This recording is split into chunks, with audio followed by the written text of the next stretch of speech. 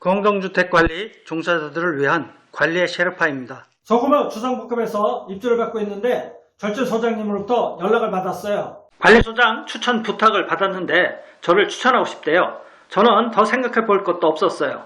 과장 분급으로 계속 근무할 이유가 없잖아요. 저는 알려준 대로 관리회사 사장에게 전화하고 찾아갔어요.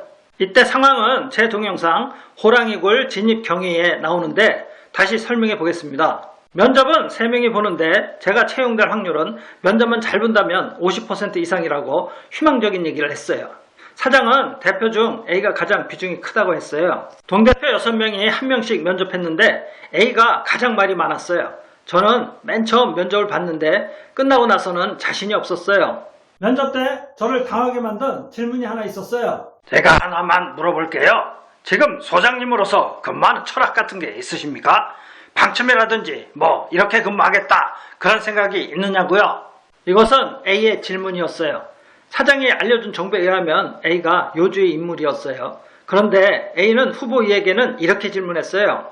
여기 소개서에 보니까 정직과 성실이란 말을 상당히 많이 쓰셨는데 어떻게 보면 상당히 막연한데 그걸 몇 번 강조해서 쓰셨어요. 제가 여쭤보고 싶은 것은 관리소장으로서 근무한다면 어떻게 해야겠다 하는 게 있는지 먼저 묻고 싶고요. 두 번째, 현재 있는 아파트에서 본인이 했던 일 중에 나름대로 이건 잘했다 하는 것이 있으면 얘기해 주세요. 정직하고 성실하게 최선을 다하겠다고 쓰셨는데요. 만약에 이것이 어긋날 때는 언제든지 그만둘 각오를 하셔야 합니다. 그렇죠? 질문 접근 방법이 저와는 너무 달랐어요. 너무 호의적이고 친절했어요. 3명의 면접이 끝나고 총평에서 A는 이렇게 말했어요. 제가 볼 때는 두 번째 들어온 사람이 그런대로 성실하게 일할 자질도 보이고 가장 건실해 보여요. 첫 번째 온 사람은 관리소 근무를 여러 곳 했는데 상당히 짧게 근무한 것을 보니 이 사람은 싸움박질도 많이 하고 다툼이 있었어요. 이렇게 문제를 많이 안고 다니는 사람은 나는 솔직히 싫고 3번은 주저리 자기 혼자 얘기를 하는데 뭔 얘기인지 모르겠고 A가 후보 1을 지지했음에도 다수결에 의하여 제가 낙점되었어요. 경력으로나 자격증 보유나 제가 더 나아 보여 제가 된 걸까요? A는 못마땅했지만 결정에 승복하며 이렇게 말했어요. 나는 이 사람이 와서 진심으로 잘해주길 바라거든요. 그런데 제가 볼 때 나이도 50대 중반이고 성질 좀 있게 생겨서 저 한번 붙을 것 같아요.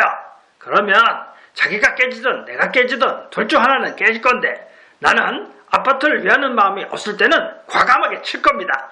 일단 결정에 따르겠는데 그동안에 밀렸던 거 기존 소장이 못해서 가슴에 맺혔던 것을 다 풀어서 조치할 거예요. 안 되는 게 있으면 제가 또 싸워야죠. A는 제 동영상 확인검사 잔업소에 나오는 주인공 감사입니다. A는 저에 대한 근거 없는 반감이 매우 강했어요. 저는 혼자 생각에 관리회사 사장이 저를 위해 경력이 떨어지는 후보들로 붙여준 거라고 고마워했어요. 그러나 나중에 알고 보니 그게 아니었어요.